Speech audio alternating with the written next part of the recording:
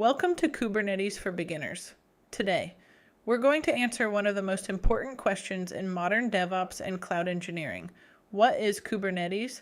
And, more importantly, why is almost every major tech company using it? When developers first started using Docker, containers completely changed the industry. Applications became portable, lightweight, and consistent across environments. But as systems grew bigger, things became difficult very fast. Now imagine hundreds of containers, multiple servers, millions of users, deployments happening every day, and containers constantly crashing or restarting. Managing all of that manually becomes chaos. And that's exactly the problem Kubernetes was created to solve. Kubernetes helps companies automate container management, scaling, self-healing, deployments, networking, and infrastructure orchestration. In this video, we're going to understand Kubernetes at a high level before we start deploying anything. Before Kubernetes, Docker completely changed how applications were deployed, and honestly, this was revolutionary.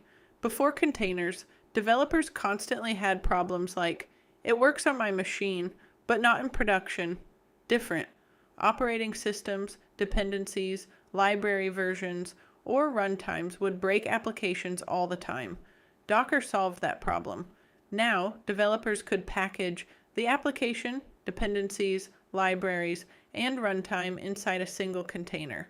And that same container could run locally, in staging, or in production exactly the same way. That's why you see here, local staging production. The same container travels across environments consistently. And this gave companies three huge advantages: portability, consistency, and standardized deployments. That's why Docker became so popular so quickly. Applications became easier to ship, easier to scale, and easier to reproduce. Docker made infrastructure much more predictable, and that's why we say Docker works everywhere. But as applications became larger and more distributed, companies discovered a new problem. Running containers is easy. Managing thousands of containers is not. At the beginning, applications were much simpler. Maybe one backend, one database, and a few users. But modern systems became much more complex. Companies moved from monoliths to microservices. Now, applications could have authentication services, backend APIs, worker services, databases, Redis caches, and many containers running together. And suddenly, containers started multiplying everywhere. Running one container with Docker is easy, but managing hundreds of containers across multiple servers becomes very difficult manually. You now need scaling, recovery, networking, deployments, and high availability. And that's where Kubernetes comes in. Not just to run containers, but to orchestrate them automatically at scale. As applications kept growing, managing containers manually became a serious problem. Imagine having multiple servers, hundreds of containers, traffic spikes, crashed applications, overloaded nodes, and failing deployments. Now, someone has to monitor all of that manually. What happens if a container crashes, a node goes offline, CPU usage suddenly spikes, or users increase rapidly? Without orchestration, infrastructure becomes chaotic very quickly. And this is exactly the problem Kubernetes was designed to solve.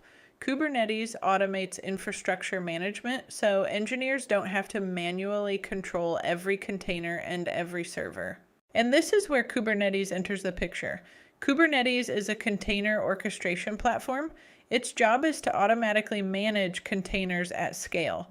Instead of engineers manually controlling servers and containers, Kubernetes becomes the control system for the entire infrastructure.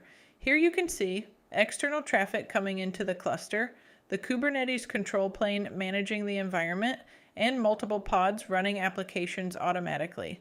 Kubernetes constantly monitors the system and makes decisions like where containers should run, when to create new replicas, when to restart failed applications, and how to distribute traffic efficiently. So instead of manually managing infrastructure, Kubernetes automates scaling, deployments, recovery, networking, and orchestration. and this is why Kubernetes became the standard platform for modern cloud-native applications. One of the most powerful Kubernetes features is self-healing. Imagine one of your application containers suddenly crashes. Without Kubernetes, an engineer would need to detect the failure, investigate the issue, and restart the application manually. But Kubernetes does this automatically. The control plane constantly monitors the cluster. If a pod fails, Kubernetes immediately detects the problem and creates a new healthy pod automatically.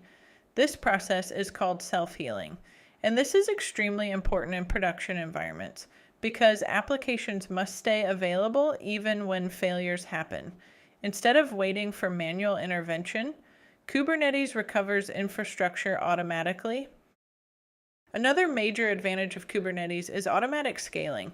Applications rarely receive the same amount of traffic all the time. Sometimes traffic is low, but suddenly users increase, requests spike, and applications need more resources immediately. Without Kubernetes, engineers would need to manually create more containers and manage the infrastructure themselves. But Kubernetes can scale applications automatically. As traffic increases, Kubernetes creates additional pods to handle the load. And when traffic decreases, it can reduce resources again automatically. This helps companies improve performance, maintain availability, and optimize infrastructure costs. Instead of manually reacting to traffic, Kubernetes adapts dynamically in real time. Kubernetes is not just a small developer tool. It powers some of the largest infrastructures in the world. Companies like Netflix, Spotify, Uber, and Airbnb use Kubernetes to manage massive amounts of containers and traffic every single day. Why? Because modern applications require scalability, high availability, automation, reliability, and fast deployments. Managing infrastructure manually at that scale would be almost impossible. Kubernetes helps these companies automate operations and keep services running continuously for millions of users around the world. And that's why Kubernetes became the standard platform for cloud-native infrastructure. So at a high level, this is the main difference between Docker and Kubernetes. Docker is responsible for running containers. It allows developers to package applications and execute them consistently across environments. Kubernetes goes one step further. Kubernetes manages containers automatically at scale. It handles scaling, self-healing, deployments, load balancing, and orchestration across infrastructure. And this is the key idea I want you to remember from this video. Docker runs containers. Kubernetes manages them. In the next videos, we'll start exploring how Kubernetes actually works internally and begin deploying real workloads step by step. Welcome to the Kubernetes journey.